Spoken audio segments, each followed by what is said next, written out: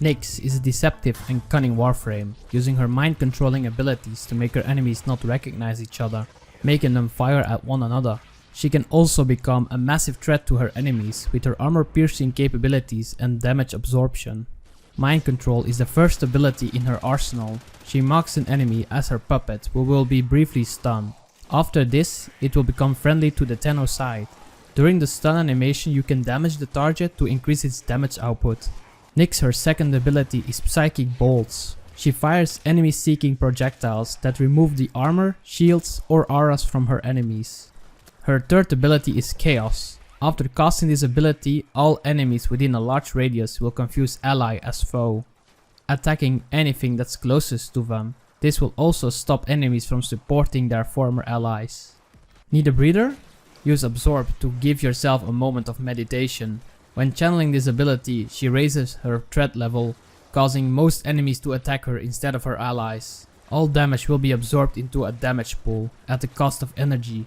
Recasting the ability unleashes an explosion equal to the damage stored.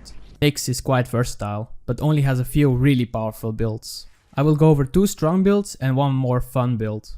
The first build is mainly used for long endurance missions, like survival, defense and interception, where hordes of enemies can be used to set each other up against one another.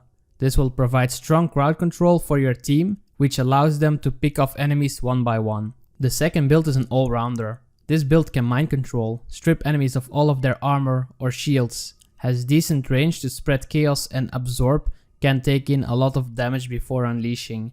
This build is especially strong when trying to grasp the ropes with Nyx.